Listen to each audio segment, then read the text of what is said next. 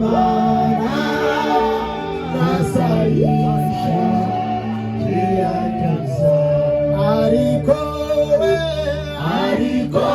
nagera umugongo ahora ari masukuka kugira ngo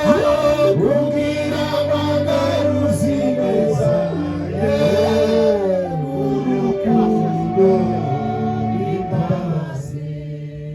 Haleluya. Bwana asifiwe. Yesu ni mwiza ibihe nibihe. Nukuri kabisa. Waramuka ukaja mu ntege ke ukagwa ukabyuka kishushanya ariko ni mwiza ibihe nibihe. Bwana asifiwe. Yesu ni mwiza mu gitondo, ni mwiza nimugoroba, ni mwiza ku manywa, ni mwiza twabyaye, ni mwiza twagumbye, ni mwiza twanyazwe, ni mwiza zosa, ni mwiza.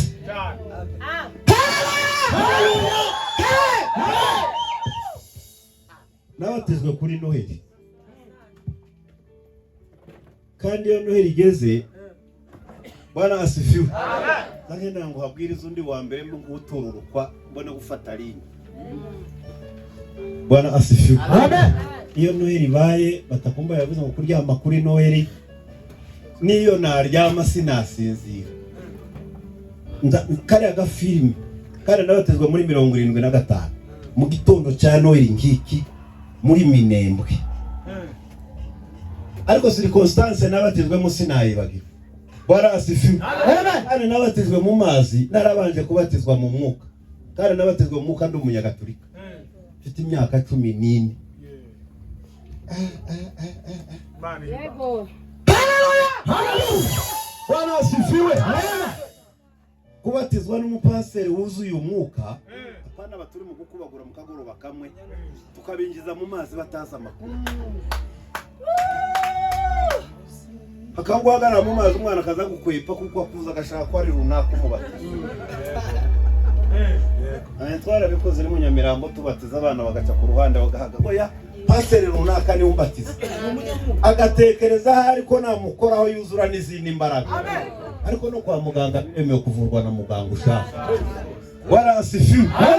Haleluya. Ariko uzukumanuka mu ruzi uhaye usanga havuga kundi.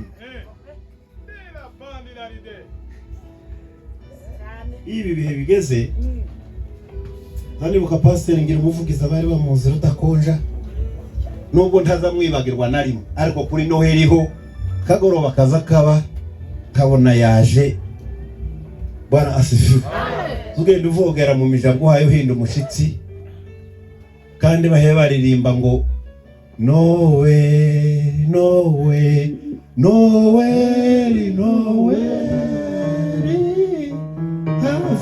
Umwami Siraheli 238 bashaka. None umwana araririmba ngo Yesu ni mwiza. Bwana asifiwe. Nta kintu kigira amahoro ko gukizwa. Ifaranga uzuzigira imyaka ingaho ugahakwa. Bwana asifiwe. Amen. Haleluya. Haleluya. Kwagira icyubahiro kikazamuka kikatumbagira ugaca kuri listo kwavaho inama zikaza zikorwa utahabaye kandi imyanzuro igafata bakavuga ko uzayikurikiza. Bwana asifiwe. Ihe niko bizabimera byo ariko ibyo muri Yesu ni muri Yesu nzizera ni muri Yesu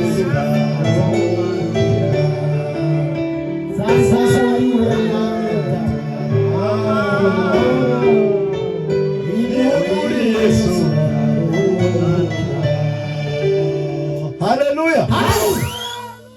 Sema kwa turebe hari.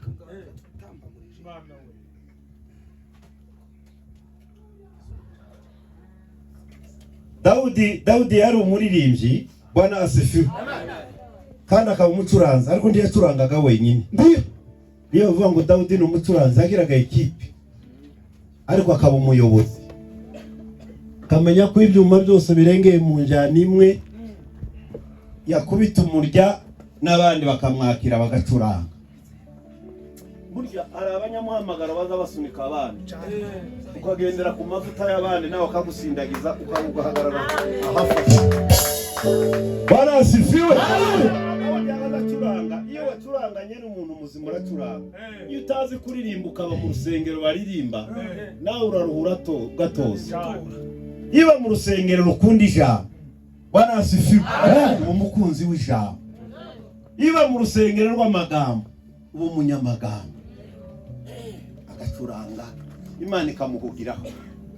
Mbitekereje arimo aririmba ngo Yesu ni mwiza ibihe n'ibihe. Imana igahugira kuri Dawudi. Bwana asifiwe.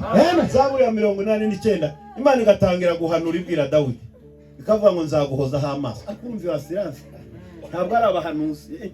Imana yo yindi ikakubwira ngo nzaguhozaho amaso.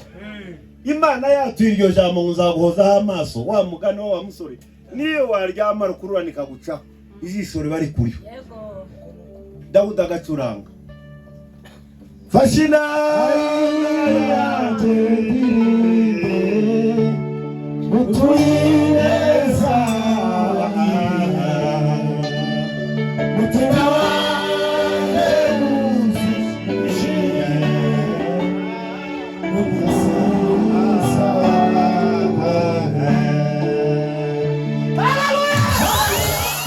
Imana ikamubwira ngo abana bawe bazasimburana ku ngoma uko ibihe bihaye ibindi.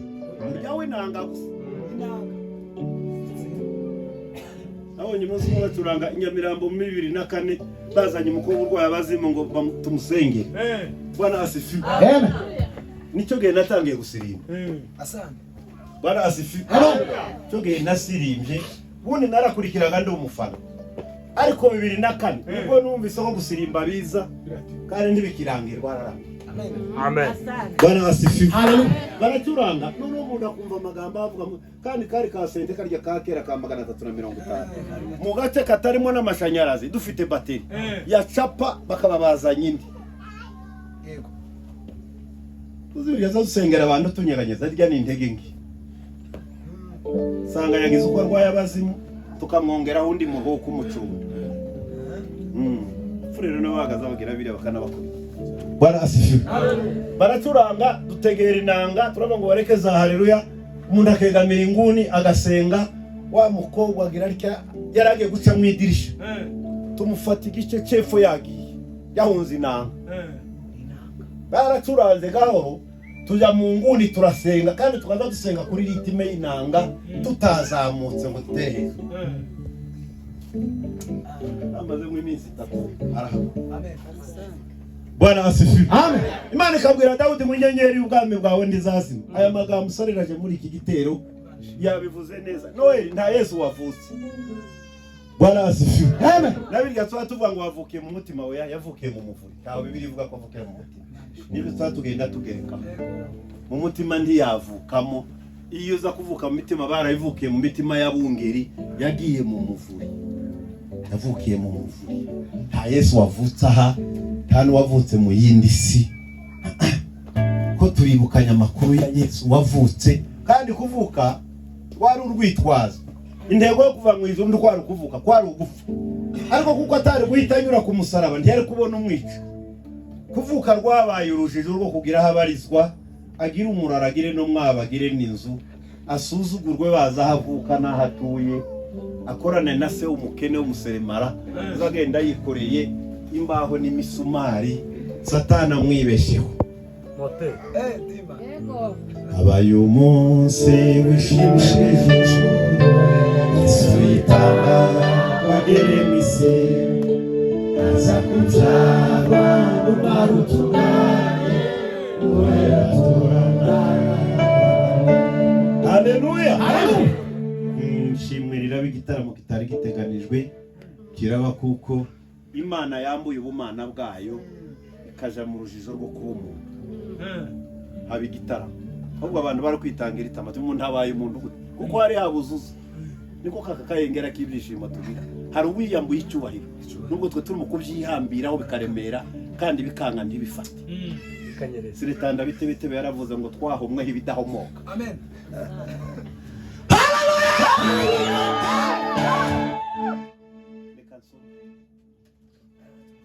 Ubuhanuzi bwa Yesaya igice cya 9 umurongo wa 5 n'uwa 6.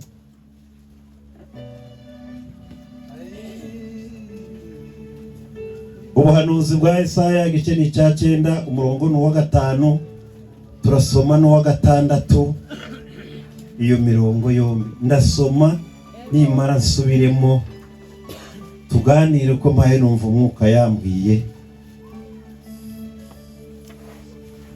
Nuko umwana yatuvukiye, duhawe umwana w'umuhungu, ubutware buzaba ku bitugu bye, azitwa igitangaza, umujyanama, Imana ikomeye, data wa twese uhoraho, umwami w'amahoro. Gutegeka kwe n'amahoro bizagwirira ku ntebe ya Dawidi n'ubwami bwe, bitagira iherezo, kugira ngo bibukomeze, bibushigikize guca imanza zitabera no gukiranuka, uhereye none ukageza iteka ryose. Ibyo ngibyo Uwiteka Nyiringabo azabisohoresha umwete we. Ubuhanuzi bwa Yesaya igice cya 9 umurongo wa 5, batari bagezeyo niho dusome, reka twongere dusome. Haravuga ngo nuko umwana yatuvukiye, duhawe umwana w'umuhungu, ubutware buzaba ku bitugu bye, azitwa igitangaza, umujyanama, Imana ikomeye, data wa twese uhoraho, umwami w'amahoro. Gutegeka kwe n'amahoro bizagwira ku ntebe ya Dawidi n'ubwami bwe, bitagira iherezo, kugira ngo bibukomeze, bibushigikize guca imanza zitabera no gukiranuka, uhereye none ukageza iteka ryose. Ibyo ngibyo Uwiteka Nyiringabo azabisohoresha umwete we. Amen. Amen.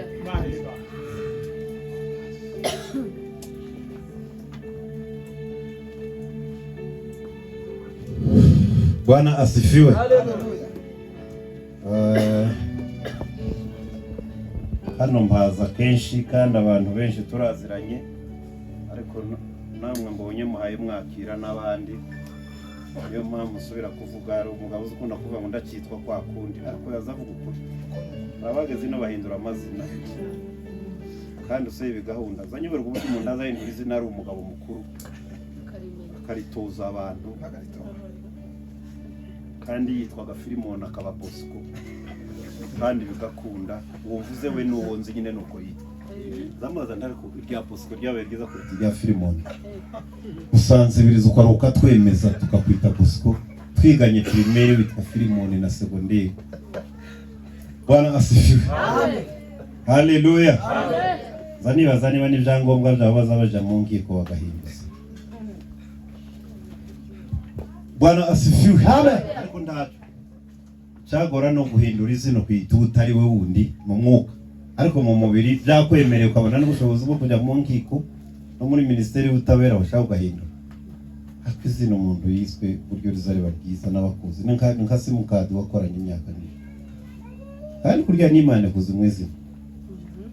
Muzaye Pastor Saruhembe no uvuga ngo yasenga ngo Imana ntizi izina rya Saruhembe, ngo ni izina ry'abasinzira gusa na ruvuga. Imana izina itarameki. Amen. Bwana asifiwe. Nta nari mu Imana yavuga ngo Saruhembe atoya, iyo ni izina ryaruvugwa n'abasinzira n'abanzi. Ariko Imana iza kumpamagara ikavuga ngo rame. Muri kikuraho ngindukishira hirya. Arwanza afite n'abahindura amazina. Nari nshatse nitwa Rwumbuza Dieudonne ntuye Kabarore. Bwana asifiwe. Amen. Bene data barampamagaye ngo tubane. Ubu nyine umuntu ari mu gusenga, wagira Imana ukabona umuntu araguhamagaye ngo mutare byibura iminota 30, ukagenda udahanaguye inkweto. Noneho wagira umugisha ukabona umuntu aragutekereje igiterane kingana gutya ngo bane nawe abandi bera. Bwana asifiwe. Amen. Bibarakaje basi Imana bamugisha. Nimugoroba habaye communication igize banaraye hano, ariko mwitumana usinzi ko twavuganye twahuza neza gahunda. Nta kandi kazi nari mfite. Iyo nemeye gahunda n'ibindi ndabisubika. Maze iminsi ndi mu bintu by'ibiriyo gusa, ariko nabyo twarabishoje. Numvaga ndi tayari kuba mu giterane. Bwana asifiwe. Haleluya. Rero ndashima Imana kuba hano, kandi ndashima Imana ko yangiriye neza. Ndanezerewe kandi naje nezerewe.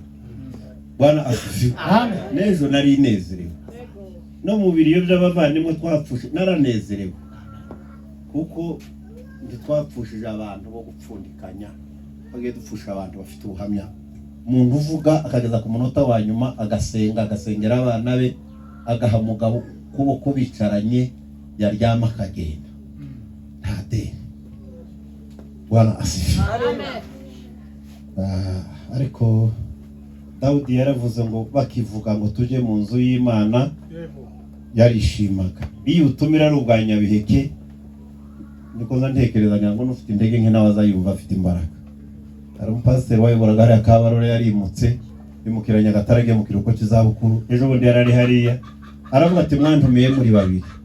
Atariko nibuka ko Kabarore haba urwitwazo nitwaza ko mwantumiye kugira ngo nongere mbane namwe nezeranywe namwe. Nta wundi wantumiye ariko ubutumire bwa hano nta wabuhaka kuko uba waje kwigirira neza. Bwana asifiwe. Amen. Dusomye amagambo menshi atavugwa no mu cyumweru kimwe ngo arange. Yesu ashimwe. Yesu ashimwe. Yesu ashimwe.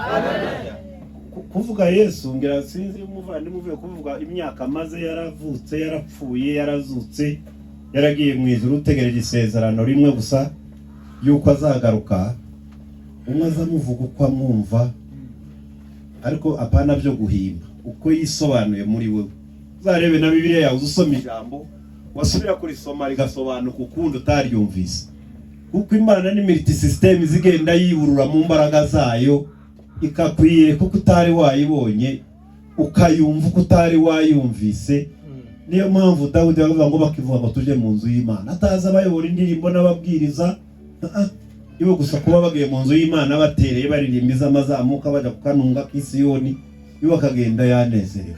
Ariko biriya nibyo buriya twatugira ibintu bimwe by'idini bose nakongera ngo mpite ndirimba umuntu akabanza kicara yacyo ngo n'umuhango nkabona guhaguruka. Nushaka nuzajya ugera hari umwuka kagufatira ubutambuka hano uri. Bwana asifiwe. Kuvuka kwa Yesu. Haleluya. Amen.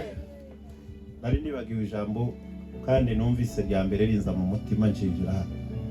Bageze hano kare bitari cyane nsanze bene data barimo basanasana mwari muri kwavuga turacaye twubaka ndatambuka nicara hariya. Muri nicara hariya numva umutima hari ukumbwiye nicara muri sala. Bwana asifiwe. Amen. Nari mfunguye telefone naje ndayifunguye ngo ndeba amakuru yabyutse mu isi. Ndafunga soma ubuhanuzi bwa Mika igice cya 5 kandi turazana kwa kuri telefone. Ndeba bushize suku hari hangana mwaraguye. Harasa nahagutse ngo nicare numva ko ari ukuntu umutima nguye ndi hari. Bwana asifiwe. Amen. Hari naninje hari yanabonye situation kumeze numva ko umwuka nemeza ngo nzagura intebe nke.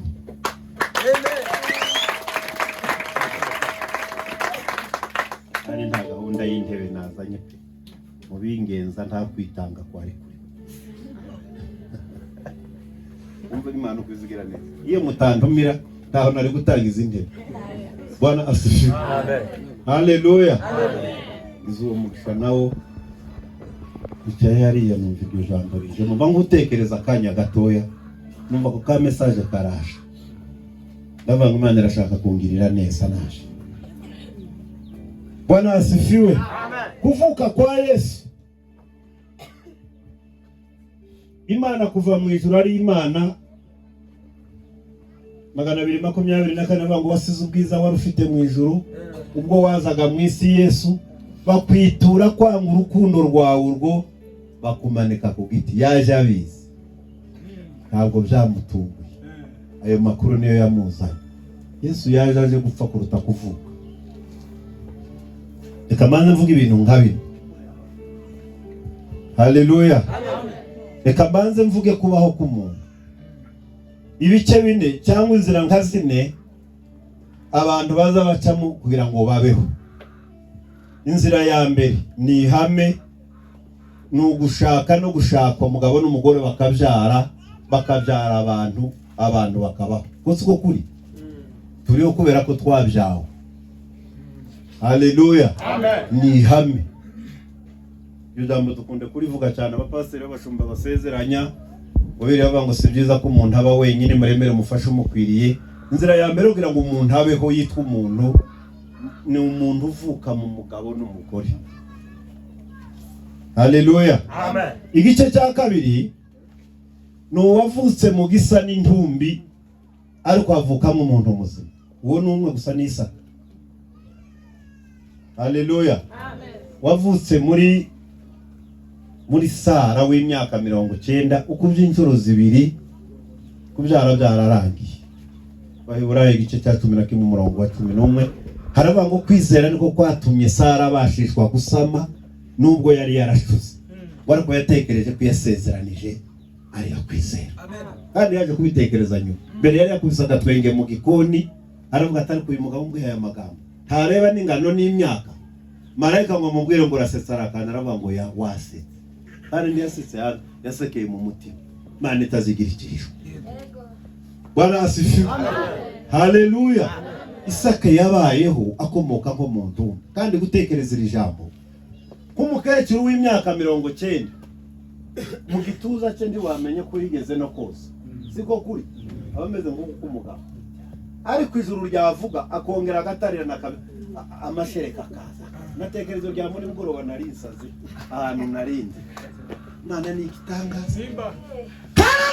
Haleluya. Hey! Mu myaka 90 agatarira n'amashereka. Ubu ni mu gisenga n'abantu. Hari n'abasigaye babyara bakabata ngo batica dose. Kamusigira nyirakuru. 90 yatariranye amashereka yamubanye meshi. Yesu ni mwiza. Bwana asifiwe. Abaho asa n'uvuye mu ntumbi.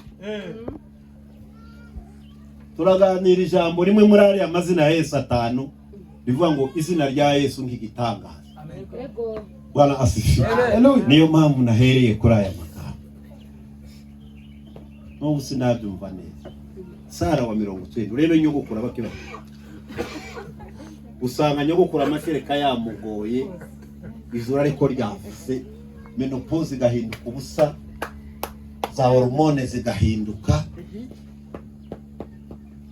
ariko wendi yakitse intege yakomeje gukunda cyayo. Haleluya. Imana kwamara tukayivaho umuntu akabona ndi ikigezweho.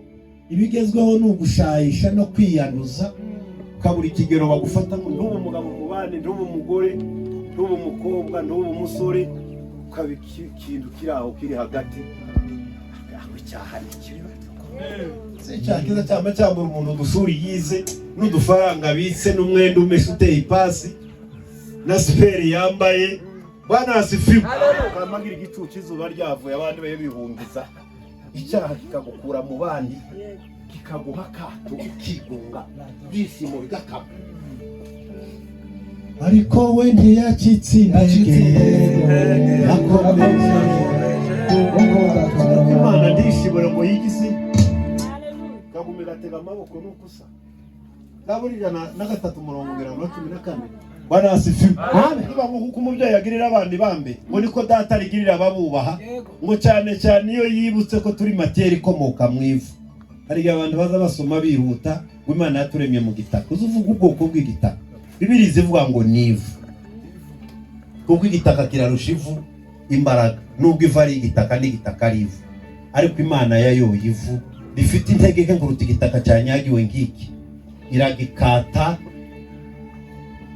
Igice cya 2 umurongo wa 7 itangiriro kibikiro nka biriya gusa biri hariya bicuruza imyenda byamamaza kimeze gitya kitavuga ahumekamo umwuka w'ubugingo umuntu ahinduka ubugingo buzima. Imana yibutse ko yadukuye mu ivu. Haleluya. N'ibyaha byakira bibabare. Zaburi 150. Ndavuga ngo yaba Imana itababariraga ngo yibagirwe nta numwe wotinyuka guhagarara imbere y'Imana adatsinzwe. Mana ibihe n'Imana. Bwana asifiwe. Haleluya. Haleluya. Amen. Haleluya. Amen. Uburyo bw'ubuzima bwa gatatu ni umuntu kuba atarabyawe n'umugabo, atarabyawe n'umugore, ariko akaba hari umuntu ugenda uhumeka. Uwo ni Adamu wenyine. Siko kuri? Bwana asifiwe. Adamu ni utagira nyina na se, wabayeho atabyawe, ariko abo umuntu n'Imana ntiyabyawe ntiyaremwe, ariko yo ni Imana. Ileo deradera kubaho utarabyawe n'umugabo n'umugore, Imana imufosona ahantu abo umuntu ukomokwaho n'abuzuye isi.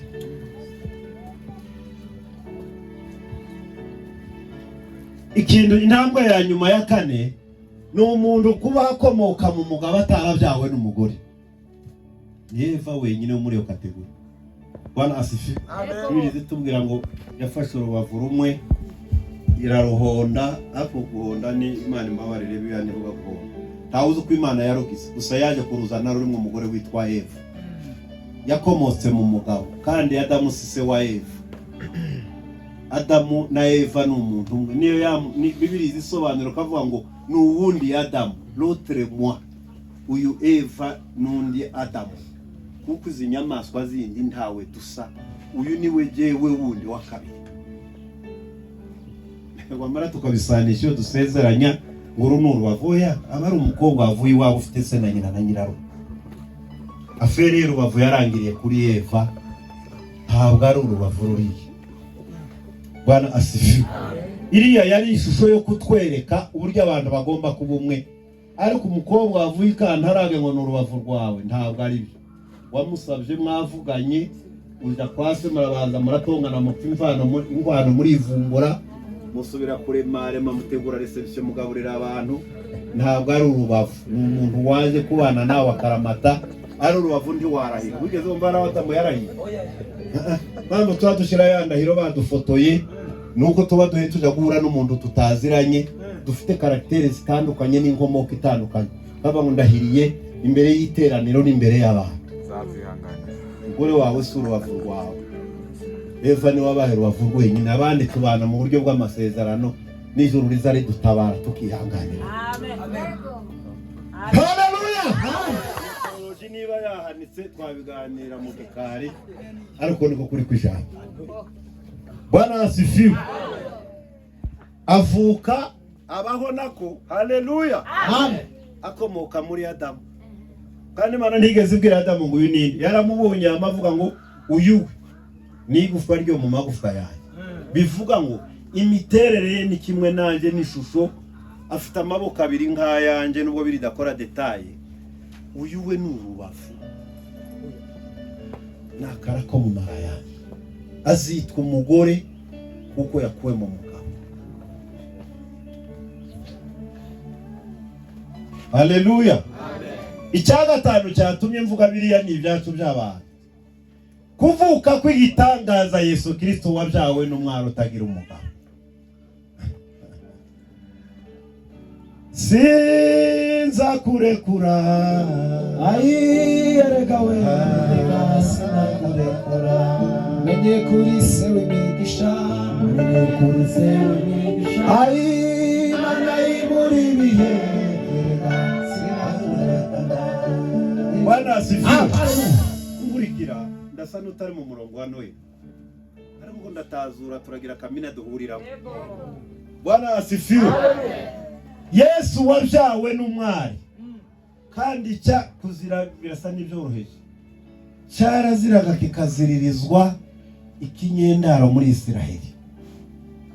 Ndanumva no mu Rwanda umukobwa watwitaga adafite umugabo ngo bazaga kubata kwijwi, ukava ngo niwe wakomoka bari abahavu bazatwita bamuyomba. Muri societe nyarwanda umukobwa atwarindi wabo kwari umukumukura mu muryango. Isiraheli yari ifite ubukana burenze ibyo. Niyo mpamvu itegera ikiganiro cya Mariya, haleluya, amen, na marayika, cyari gishingiye ku muco. Kandi noneho by'umwihariko umukobwa wo mu cyaro cy'i Betelehemu yari n'umunyamugi. Kuko umuco uzugenda ushira cyane, ariko wagera mu cyaro akaba ari wasigara nk'agato.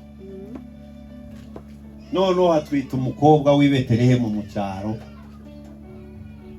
Ziwasita malaika Gabrieli alitumwa na Mungu kwenda mji wa Galilaya kwa kumwambia Mariamu aliyekuwa amepozwa na mtu mmoja jina lake Yusufu.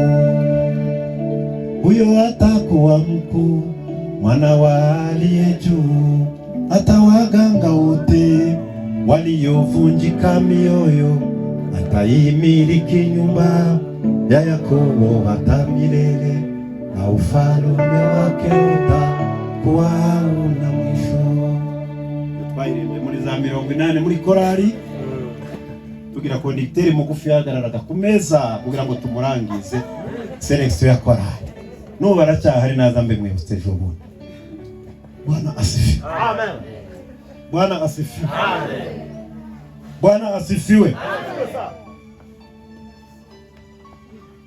Malaika araza aramubwira ngo uhiriwe uraho, umviyo ndamutse wa marayika n'umukobwa wo mu cyaro, ariko yaba umunyamugiho. Aramusuhuza yumva muhaye icyubahiro adakwiriye, ibyo byari bisanzwe. Ijambo rya kabiri yamubwiye niryo ryamuremereye cyane, ugiye gusama. Yumva nakurya yaramwishimiye birapfuye, arabishishe. Aramubwira ati ndacyari umukobwa, sindashaka kandi nta n'umugabo turaho. Aramubwira ngo nguvu za Roho Mtakatifu zitakufunika. Amen. Maana kitakachozaliwa kitaitwa kitakatifu. Ntabwo ari indisanzwe. Imana yiyoberanije mu muntu kandi ijuru ni wowe ryahisemo. Umebarikiwa Maria. Bwana asifiwe. Ariko ijuru kugutekereza rikaguhitamo mu isi. Aramubwira ngo ugiye kuzabyara umwana kandi muzamwite Yesu. Uwo ni uzakiza abantu ibyaha byabo. Atangira kumva akanyamuneza. Niba ari umuntu uzaza kubabarira abantu ibyaha. Ibi byavuye mu mbaraga z'umwuka, reka ndeke gutinda aho hantu. Bwana asifiwe. Amen. Imbaraga ziramutwikira. We y'amakuru yo mu makati. Awigeze amenya amakuru. Yosefu ngo abimenye ko umufiance we atwite, Bibiri zitubwira ngo kubera ko yari imfura, yanga guhemukira umukobwa ngo amumwaze ku karubanda, abitekerereza mu mutima ko agiye kumubenga. Akagambirira ijuru rimwicayo. Abaheburayo igice cya 11:13 azavanga ijambo no ku gice cya 12:4. Hepfo azavanga ijambo ry'Imana rigira imbaraga, ariko haye kasa kabo ngo ribangukira kugenzura iby'umutima wibwira ukanagambirira. Izari kora supervision y'umutima ikamenya imigambo uraranye niyo byukanye. Marayika reba uko agambira mu mutima araza aramukangura ati Yosefu we ihangane. Uriya mukobwa indatwite si yinaha muri iyi si, atwite igitangaza, agiye kubyara umwami uzakura abantu mu bubana. Amen. Bwana asifiwe. Amen. Imbaraga z'Imana ziramurinda ziramutwikira kugeza aje rukiga gusuhuza Elizabeth atwite. Niho baje kubikonfirma ngo bahoberane basuhuzanya. Elizabeth nawe ari umaze imyaka myinshi yarabuze urubyaro mukaye hano. Aravuga ngo nabikesha iki kandi yari mwene wabo, nyina w'umwami wangendera. Maria ngo yumvaga ijambo ryose akaribika mu mutima. Elizabeth nawe arahanuye ko ndi nyina w'umwana, kuko ngo abana barasimbagurikaga mu nda, ariko Elizabeth yerekwa ko mugenzi we atwite umwana. Haleluya. Amen. Haleluya. Babivuze baririmba Yesu yarahanuwe imyaka myinshi kenshi kubahanuzi batandukanye. Balamu yaravuze ngo ndamureba, ariko so ndamwitegereza, ariko ntandi bugufi. Ariko icyo neretswe nabonye, inyenyeri ari uriya mwana zakomoka kwa Yakobo. Balamu alisema namuona Bwana, namtazama lakini si sasa. Namuona lakini si sasa, namtazama lakini si karibu. Nyota itatokea. Bwana asifiwe. Mika mwasenge na waramuona. Iwe Imana imwereka azavukire. Abandi bahanura zagenda buzuzanya. Haleluya. N'ubundi abantu bataramanye rimwe uriya muzehe witavye Imana muzehe Karikofu rimwe yaje ari akabarore kwa Alex araharara akazinduka mu gitondo sinzi umusaza wazindutse barasenga wasenga kuriya akazavuga ngo bari kwavuze iby'umwuka yakubwiye Karikofu we ntiyarasanzwe Bwana asifiwe. Haleluya. Aramubwira ngo uvuge iby'umwuka yakubwiye atinya kuvuga ndahano rwanda rwa Karikofu Bwana asifiwe. Amen. Aramubwira ngo hari ibyo Imana yambwiye ariko nawe ibyo yakubwiye bivuge. Icyo gitaramo sinzi ukuntu kishe. Kandi ubareba bari bamuzi nje ni hariya namuboneye. Atari umuntu umenyereye wavuga ati umusaza ndabaye ngusenga ngo nkaza mu mwuka. Bwana asifiwe. Haleluya. Haleluya. Mikawa ngo yerekwa hazavukira aravuga ngo nawe Betelehemu uri muto mu migi ariko mbonye muri wowe aramazavukira umwami wa Isirayeli. Hepfo ku murongo wa 4 w'icyo gice cya 5 aravuga ngo kandi uwo muntu bazatubera amahoro. Bwana asifiwe. Yesaya ngo ajya guhanura atera intambwe aramubona. Abona Yesu amenya ko azavuka ari umuhungu. Abandi baza bahanura ndi basobanure neza. Haleluya. Aravuga ngo azavuka ari umuhungu. Kandi amubona ari umutegetsi, abona yambaye imyambaro y'icyami. Abona n'amazina yari 5 twasomye. Ngo abona ari igitangaza, umujyanama, Imana ikomeye, data wa twese uhoraho, umwami w'amahoro. Bwana asifiwe. Amen. Aratambuka aragenda murebiriya ahwere ku cya 7 ukomeza. Haleluya. Amubona wa mwami yapfuye. Ariko umusaraba cya 53 yaravuze ngo wamubona ngo yari afite ishusho yo kwifuzwa ngo yasaga n'uwacumiswe n'Imana ngo agakubitwa nayo. Haleluya. Ariko ngo gihano kiduhesha amahoro cyari kuri ngo yashenjaguriye ibicumuro byacu amubona yaba. Haleluya. Yesaya muri ryayerekwa amubona yazutse amubona yageze mu ijuru igice cya 12 ngo ari kuri forene ku murongo ahagabana imirimo n'abanyamaboko iminyago. Bereze Imana cyo. Haleluya. Haleluya. Aravuga ngo impamvu azagabana ngo nuko yemeye gusuka ubugingo bwe kubutanga. C'est livré lui-même à la mort.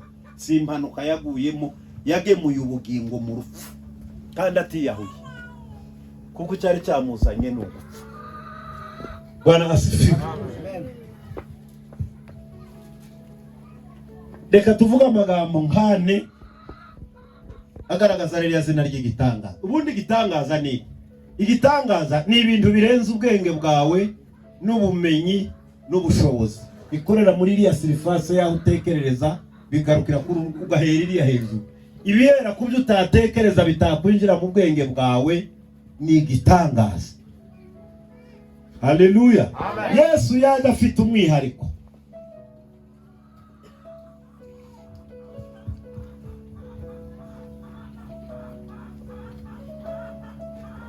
Icyambere Yesu yabayeho ataravuka. Cyo si igitangaza.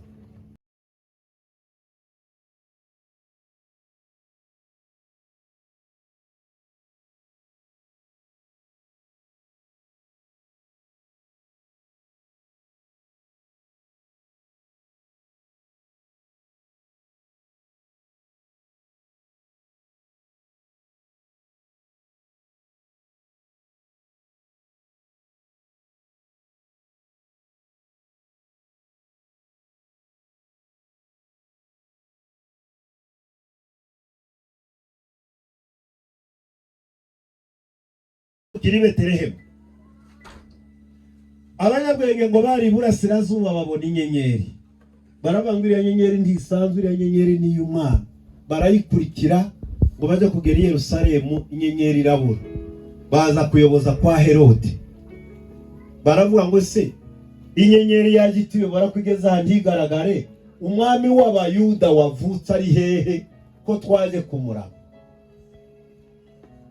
Avuga amakuru Herode atishimiye kandi Herode ni Herode mukuru cyangwa se Herode le Grand.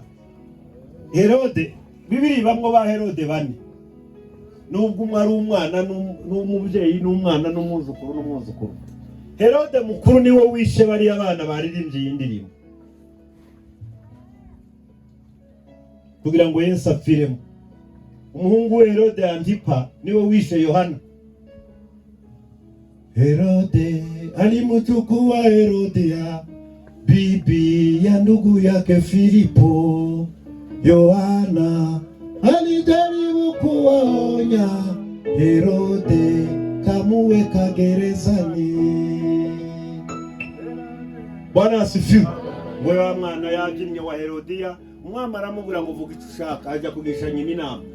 Yohana yari muri gereza afunze, aravuga ngo nta kindi saba, genda ubwire umwami ko ushaka umutwe wa Yohana. Umwami aravuga ati nta kibazo, bawumuha ku mbehe awuzana mu itera.